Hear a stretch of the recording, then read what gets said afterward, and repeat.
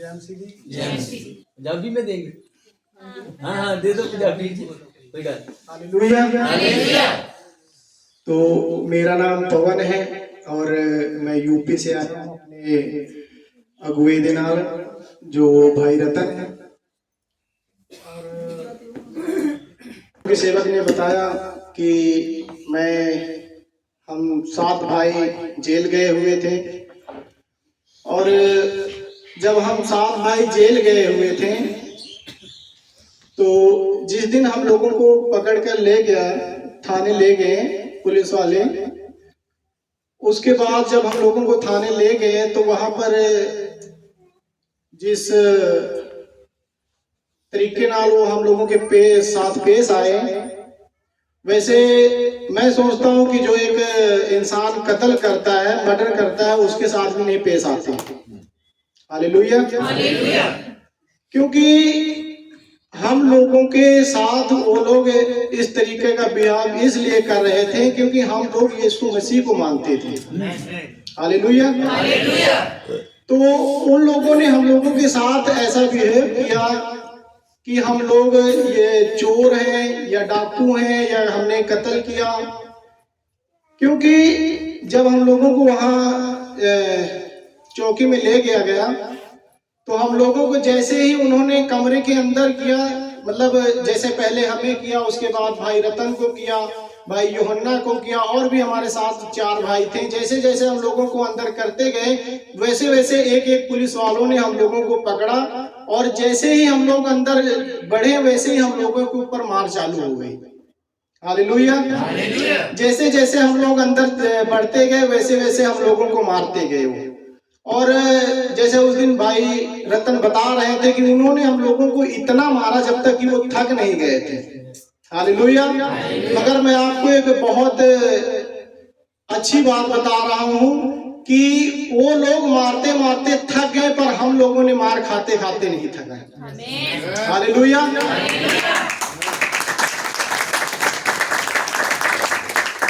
इतनी मार हम लोगों के ऊपर पड़ी थी, मगर जब हम लोग जेल गए उसके 4 या 5 दिन बाद जो निशान बने हुए थे वो सारे निशान खत्म हो गए थे।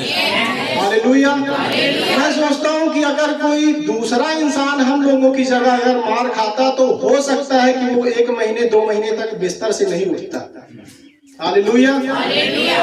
क्योंकि वो ऐसे मार रहे थे ना, भाई यूहन्ना को उन्होंने ज्यादा मारा था। वो ऐसे मार रहे थे जैसे लोग मैच नहीं खेलते हैं, वैसे भाई यूहन्ना को और भाई रतन को मार रहे थे कि जैसे बैट गेंद में मारी जाती है वैसे डंडे से इन लोगों को मार रहे थे। और पीछे इतने निशान काले पड़ गए थे, मगर प्रभु का धन्यवाद है कि वो सारे निशान 4-5 दिन में ही खत्म हो गए। हालेलुया।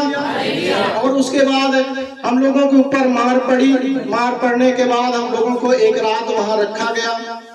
17 तारीख को हम लोगों को ले गए, फिर उसके बाद 18 तारीख को शाम को हम लोगों को जेल पहुंचाया गया। तो हम लोगों को यहाँ से लेकर वहां तक, मतलब कोई भी, चाहे वो पुलिस वाला हो चाहे अदर कोई भी हो, हम लोगों के साथ अच्छे से पेश नहीं आया। मगर जब हम लोग जेल में गए, जैसे ही हमने पहला गेट क्रॉस किया वैसे हम लोगों को एक पुलिस वाला मिला। तो उसने पूछा कि किस केस में आए हो, तो हम लोगों ने बताया कि हम लोग धर्म परिवर्तन में आए हैं। हालेलुया। तो जब उसने जाना कि हम यीशु मसीह को मानते हैं, तो जो पुलिस वाला गेट पे, मेन गेट पे खड़ा था, उसने कहा दूसरे पुलिस वालों से कि इन लोगों के साथ अच्छे से पेश आना, इन्हें गाली मत देना क्योंकि ये प्रभु के बेटे हैं। हालेलुया। तब वहां जाकर हमारे दिल में थोड़ी शांति आई कि चलो कोई तो है पुलिस वाला जो हम लोगों की तरफ बोला। हालेलुया। फिर उसके बाद हम लोग जहां कैदियों को रखा जाता है वहां हम लोगों को ले गया। उसके बाद वहां एक कैदी और था जो मर्डर करके आया था। हालेलुया। और वो पंडित था। फिर शाम को हम लोगों को उसने बुलाया, हमें और हमारे भाई वीरेंद्र हैं और राजेंद्र भाई हैं जो यहाँ नहीं आए हैं, 3 लोगों को उसने बुलाया और वो हम लोगों से पूछ रहा था कि तुम्हारा मेन कौन है, हमें बताइए तुम्हारा मेन कौन है और तुम्हें कितने पैसे मिलते हैं धर्म परिवर्तन करने के। तो हम लोगों ने कहा कि हमें तो कोई पैसा नहीं मिला और ना ही कोई हमारा मेन है, क्योंकि हम जितने भाई हैं सब इकट्ठा होकर एक साथ बैठकर आराधना और प्रार्थना करते हैं, क्योंकि हमारा मेन कोई नहीं है। तो वो हम लोगों को गाली दे रहा था और कह रहा था कि ये नहीं बताएंगे कि इनका मेन कौन है, क्योंकि इनको यही सिखाया जाता है। हालेलुया। वो कह रहा था तुम हमें उसका नाम बता दो, हम तुम्हें 1 लाख रुपए देंगे। हालेलुया। फिर वो बहुत सारी बातें कह रहा था। फिर उसने हम लोगों को, जो कैदी था उसने भी हम लोगों को मारा वहां शाम को, एक एक थप्पड़ हम लोगों के मारा और लाश से भी मारा। फिर हम लोग चले गए। उसके बाद हम लोगों को वहां बहुत सारी ताड़नाएं दी गई, बहुत हम लोगों को प्रताड़ित किया गया। मगर हम धन्यवाद करते हैं अपने प्रभु यीशु मसीह का, जो उतनी समय भी वो हमारे साथ था। हालेलुया। जिस दिन हम लोग गए उस दिन हम लोग बहुत मायूस थे और मैं तो कहता हूँ, मैं सोच रहा था कि मतलब हम लोगों को यहाँ जेल में क्यों लाया गया, हम लोगों ने ऐसा गलत काम क्यों क्या किया जो हम लोगों को जेल में लाया गया। पर उतनी समय जब हम रात को सो गए तो हमारे सपने में एक शख्स आया और उसका चेहरा हमें पहचान नहीं आ रहा था, पर उसकी शरीर मुझे पूरी दिख रही थी। वो कह रहा था कि तुम टेंशन मत लो, तुम चिंता मत करो, क्योंकि मैं भी तुम्हारे साथ हूँ। हालेलुया। फिर उसके बाद हमें पूरा भरोसा हो गया कि यीशु मसीह ही हमारे साथ है, जिसने कहा कि मैं तुम्हारे साथ हूँ। हालेलुया। फिर उसके बाद ऐसे धीरे धीरे धीरे धीरे चलता रहा और ऐसे करते करते 14 दिन बीत गए। 14 दिन के बाद वहां का वसूल है कि 14 या 15 दिन बाद कैदियों को मतलब मेन जेल में भेज दिया जाता है, जहां सारे कैदी रहते हैं। तो हम लोगों को वहां भेज दिया गया। फिर हम लोगों से काम करवाया गया और ऐसे धीरे धीरे काफी समय बीतता गया। तो हमें प्रभु का वचन याद आता था। जब हम लोग हताश हो जाते थे, निराश हो जाते थे, तो परमेश्वर का वचन हम लोगों को संभालता था। परमेश्वर का वचन हम लोगों से बातें करता था।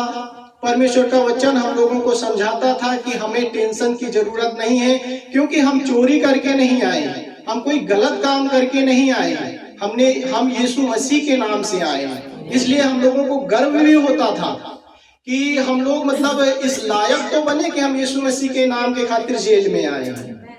हालेलुया। तो ऐसे करके धीरे धीरे चलता रहा और काफी दिन हम लोगों को वहां बीत गया। और उसके बाद फिर जब हम और एक हमारे साथ भाई बीरेन थे, तो हम 2 लोग थे। भाई रतन अलग थे, इनको अकेला छोड़ दिया गया था। और भी भाई योहन्ना और भाई राजेंद्र, इन 2 लोगों को छोड़ दिया गया। और एक भाई और थे अखिलेश और राहुल, इन दोनों लोगों को अलग अलग छोड़ दिया गया।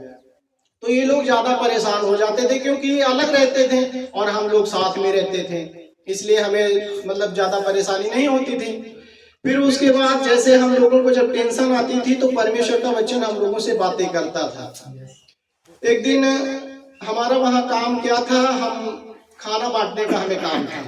जैसे जो कैदी होते थे उनका खाना बनाना और उनको जाकर उनके पास बांटना खाना, तो हम लोगों का काम यही था।